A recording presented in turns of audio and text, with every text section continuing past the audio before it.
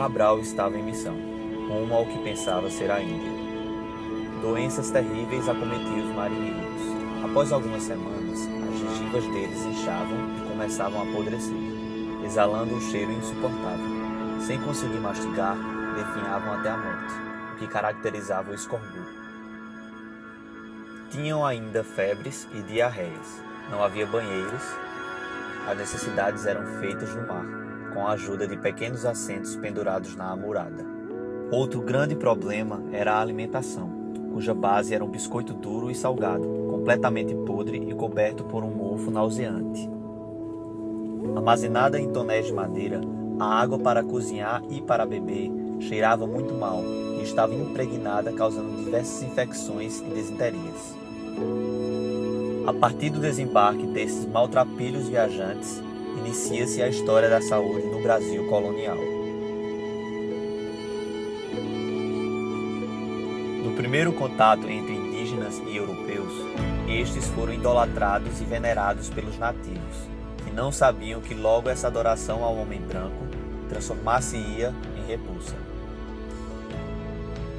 Com a efetivação desse contato, inúmeras doenças, a saber, dermatoses, parasitoses, tuberculose, gripe, doenças venéreas, foram transmitidas aos índios, os quais não tinham nenhum tipo de anticorpos para tais doenças.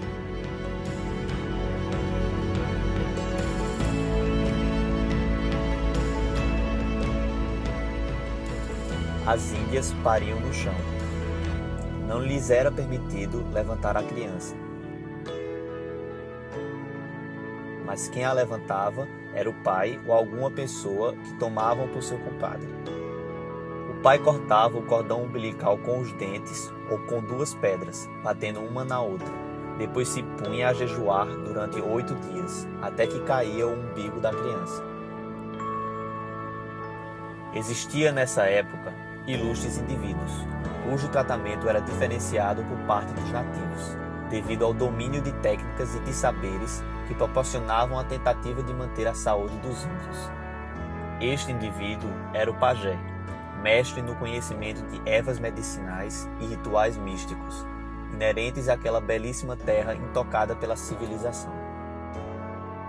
As tentativas de cura, por parte desses mestres curandeiros, tornaram-se frustrantes ante as insolúveis doenças trazidas pelo homem branco. A vulnerabilidade dos índios a esse novo perfil epidemiológico fomentou o uso de mão de obra escrava, que foi confirmado décadas depois. Como se já não bastassem, trouxeram outra leva de enfermidades, como a filariose e febre amarela. A situação da colônia era digna de comiseração. Diante de condições precárias de higiene, saneamento básico e ignorância ante os corretos métodos de erradicar as doenças e chagas que maltratavam a população.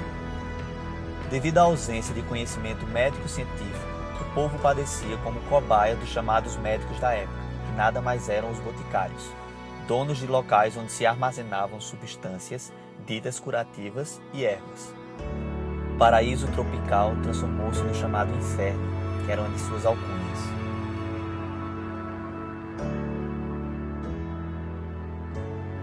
Pouquíssimos médicos aceitavam transferir-se para a colônia. Além de ser um vasto território marcado pela extrema pobreza, a população tinha receio de submeter-se aos tratamentos médicos da época, visto que eram baseados em sangrias, enfraquecia deveras o paciente, levando-os à morte.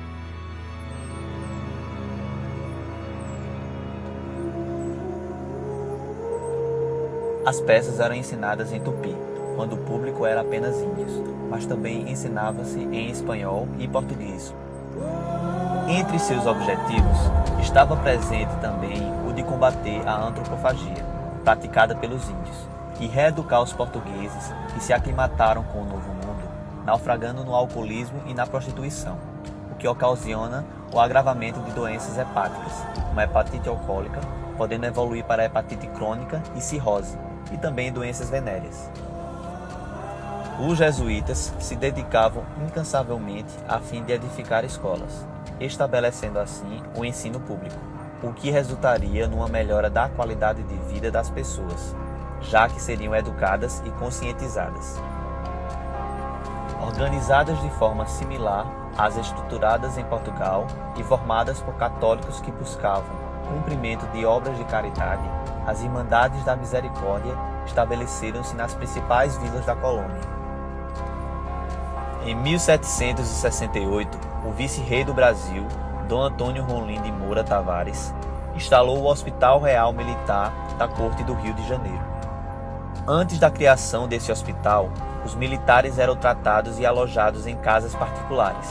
Posteriormente, foram estabelecidas as enfermarias jesuíticas e os hospitais da Misericórdia.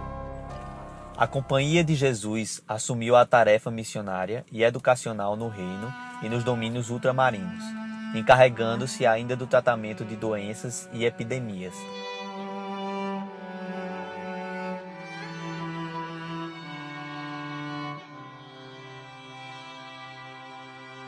Em 1808, com a chegada da família real ao Brasil, juntamente com a corte, ocorreram alterações na administração pública e também nas políticas públicas relacionadas à saúde, uma vez que foram fundadas as duas primeiras instituições acadêmicas de medicina, a Escola de Cirurgia do Rio de Janeiro, em 1813, e o Colégio Médico Cirúrgico no Real Hospital Militar da Bahia, em 1815.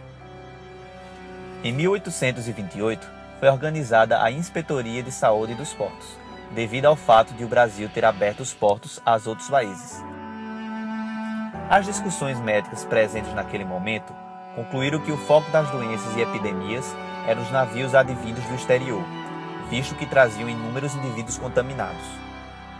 Diante disso, todos os suspeitos enfermos tinham que ser submetidos à quarentena em uma ilha vizinha e depois à Junta de Higiene Pública.